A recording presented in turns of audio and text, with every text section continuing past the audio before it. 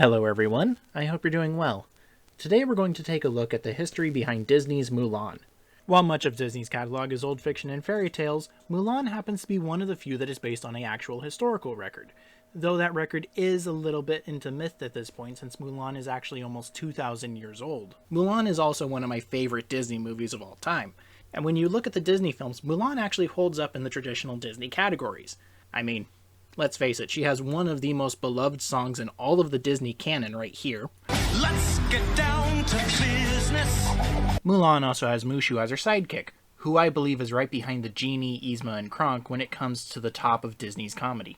Pull the lever, Kronk. Wrong lever! And let's not forget Mulan herself, who is one of the most fully fleshed out Disney princesses that they've ever come out with. I'd even dare say that it's the best arc Disney has done with one of their princesses. The greatest gift and honor is having you for a daughter. And while I still have her second to Belle on my own personal listings, Mulan is the action hero of all the girls because, let's face it, this movie is something of a war flick. That said, there's actually a lot of history that Disney was able to put into this film, and the more I find out about this history, the more I appreciate the work that the creators did. So, without further ado, we're going to dive into it. Fair warning, it's a bit of a rabbit hole, so we might be here a little bit. So you get back to me on the job thing. The Ballad of Mulan itself is actually pretty old, with its origins as a folk song being dated back to at least the Northern Wei dynasty before it enters a written form in about 500 AD or so. The written form is actually a pretty quick read, and I provided a link to the text I used in the description. No, there is too much. Let me sum up. The Khan calls for one man from every family to serve in the army to stop a threat to the Empire, and... Whoa! Time out! Let me get this straight. Yes, I did say Khan. The Northern Wei were the northern component of the Northern and Southern dynasties period of China. That may seem obvious, but at this point in history, the dynasties of China were generally based on the state in China that they originated from. This was up until the Yuan dynasty broke the tradition in 1271 AD. The Northern Wei were founded by the Tuoba clan of the Xianbei steppe tribes in 386 AD. The Xianbei were originally a nomadic people who were allies to the Western Jin before joining the uprising of the Five Barbarians when it became clear that the Jin were losing that conflict. Your walls and armies have fallen, and now it's your turn. Because of their origin, the emperors of the Northern Wei would use both the title of emperor and Khagan, or in more English translations, Khan. Therefore, Mulan has a possible origin as a member of the steppe tribes, or in the movie, the Huns. And everybody's okay with this?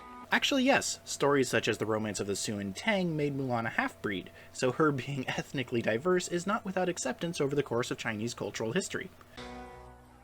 This is by no means the definitive timeline for Mulan. Given that the ballad was passed down orally at first, we run into a little bit of Homer's Iliad and Odyssey timeline issues as there are several possible sources for Mulan's story. For instance, the memorial to the filial general on Mulan Mountain claims that she fought under Emperor Wen of Han, who reigned from 180 to 157 BC, during a time when China was still unified. Yes, there is a Mulan Mountain, and it's covered with temples and palaces and all sorts of other things, and it's definitely found its way onto the bucket list because I found this out.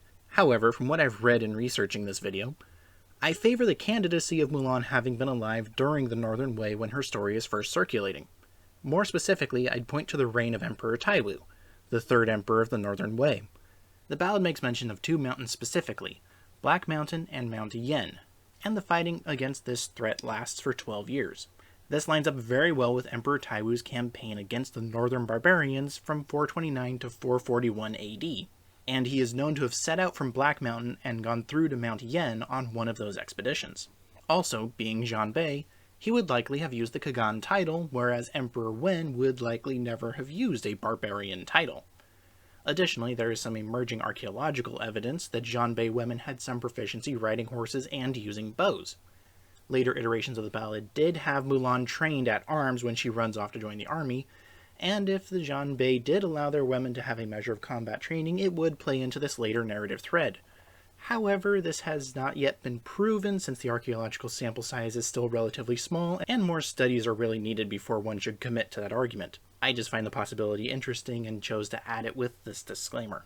So, even though the memorial to the filial general treats Mulan as historical, we still don't know if she was to this day. You think you know a guy. Speaking of history, let's rewind a little further back to 202 BC. The Han are trying to establish themselves as the new dynasty in China, but the Chu are opposing them. Leading the Chu was a warlord coincidentally named Zhang Yu, and one of the great generals leading the Han was one Li Shang, who is said to be the founder of the Li family in Chinese history. An impressive military lineage. The Chu-Han contention also shows up here. This game is known as Zhang Qi. The player on the left is playing as Chu, and the player on the right is playing as Han. In the middle of the board, the characters there are one of two that normally show up. These ones are saying Border of Han. The objective of the game is similar to chess, where you're trying to get your enemy's general into check, much as Mulan demonstrates here. We see a similar color arrangement at the planning meeting, only the Huns have been swapped in for the Chu in this case. Coincidence? I think not! Shan Yu's name is also from this era, or rather, his title. The leaders of the steppe people were known as Shan Yu, or more commonly Chan Yu, up until the term was superseded by Kagan around 400 AD or so. Shan Yu is leading them. Chan Yu translates to Son of Heaven, which is another title that appears in the Ballad when referring to the Emperor. Though don't read too far into that. The Emperor of China also went by the title Son of Heaven, dating back at least as far as the establishment of the Zhou dynasty in 1046 BC, so keep that in mind. Among the most prominent of the steppe tribes in this era were the Xiongnu, which the filial general memorial on Mulan Mountain names as Mulan's foe. There is actually a disputed claim that Xiongnu is a cognate of Han, meaning that they have the same linguistic origin.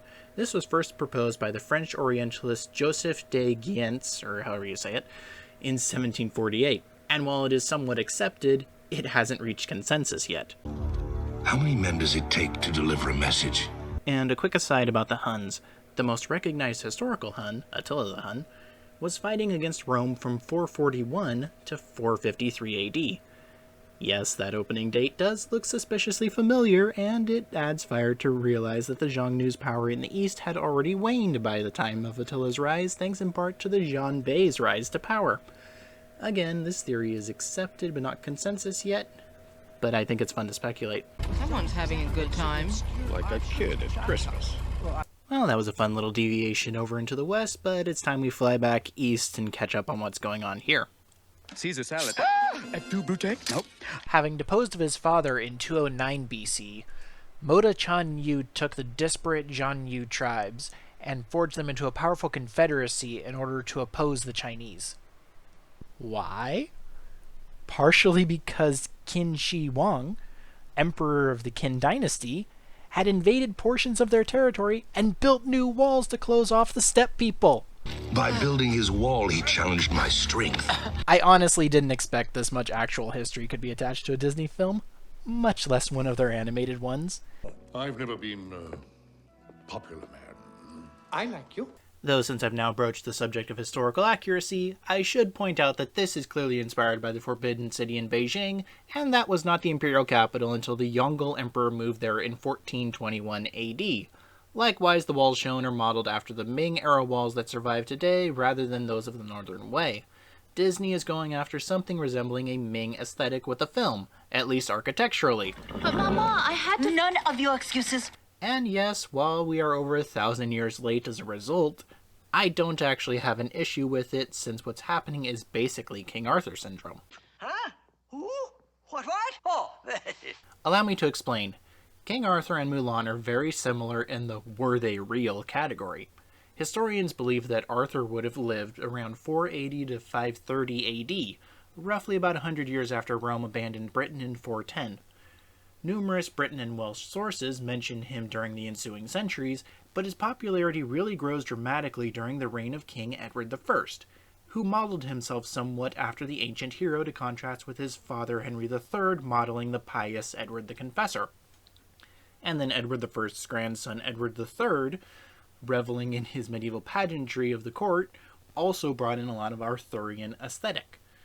This culminates in 1485 when Thomas Malory writes Le Morte d'Arthur, and this is also the same year as the Battle of Bosworth Field, ending the War of the Roses, giving rise to the House of Tudor. The book then becomes the standard bearer for all Arthurian myths to this day, and as a result, most depictions of Arthur are medieval rather than post-Roman Britain in their setting. Oh, Very nice, boy. Yes, indeed. Now let's look back at Mulan's story. Her possible historical setting during the campaign of Emperor Taiwu precedes Arthur by about a century and a half, and there are memorials to her from various dynastic periods in the following millennium. Then, in 1580, a century after Malory's Le Morte d'Arthur, the now revered Zhu Wei penned the play The Female Mulan Goes to War in Her Father's Place, which put Mulan in the fore of Ming culture.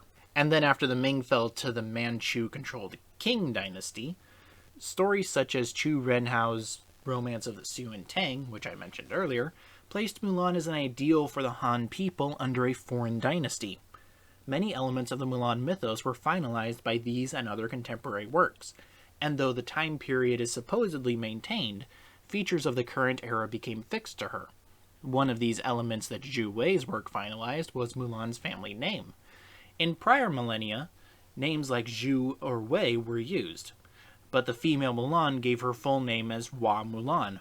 Knowing that Zhu Wei is a poet helps with understanding why, as the name Hua means flower in Mandarin, which was the court language of the Ming dynasty. Add in the meaning of Mulan, which is either wood, orchid, or magnolia, depending on your translation, and you have her name as Magnolia Flower. The flower that blooms in adversity is the most rare and beautiful of all. Then Disney, in its infinite wisdom, decided to change her name to Fa Mulan. This doesn't actually lose the imagery, as Fa is the Cantonese synonym for Hua, but that does mean that Mulan now has a mixed dialect name, with a family name being from southern China, when her family and first name are from the north.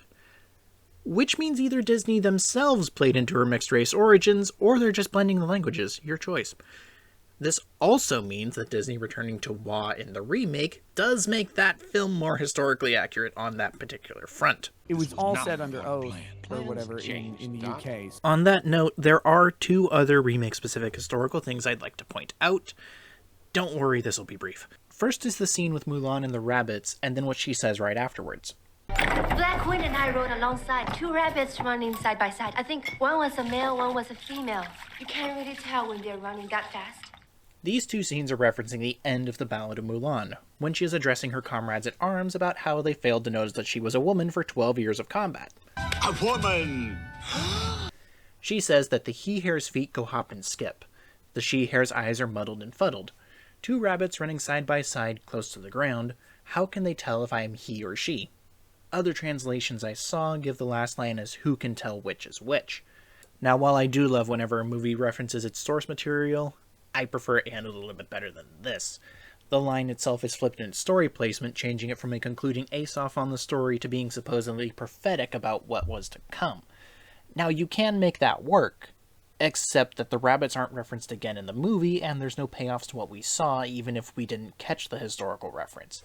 If you just take the scene of her riding with the rabbits and put it as she's going home, you don't really need to say anything to those familiar with the ballad to get the reference, and to those who don't know the reference can view it as a transition from the rigors of war to the return of the whimsical normalcy of peacetime, or something like that. As is, I think it's just out of place, and they could have just flipped the placement. What is the punishment assigned to this imposter?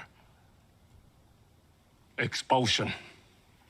Also, to anyone who questions if Mulan could have hidden her femininity in an army for any length of time, we actually do have a modern example that I learned of recently because Sabaton released their new album. Milunka Savic took her brother's place in the Serbian army during the First Balkan War, and it was only discovered that she was a woman when she was wounded and they had to tend to her wounds, at which point she had already been in 10 engagements, won a medal, and been promoted.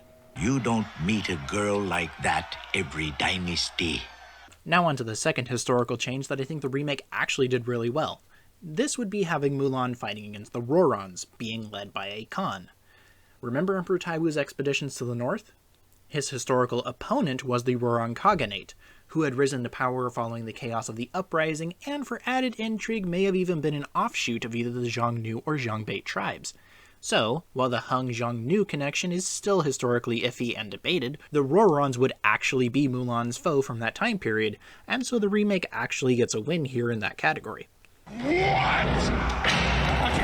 Your Grace! Your Eminence! I know it doesn't feel quite right for me to be praising the remake for historical accuracy, but there we go.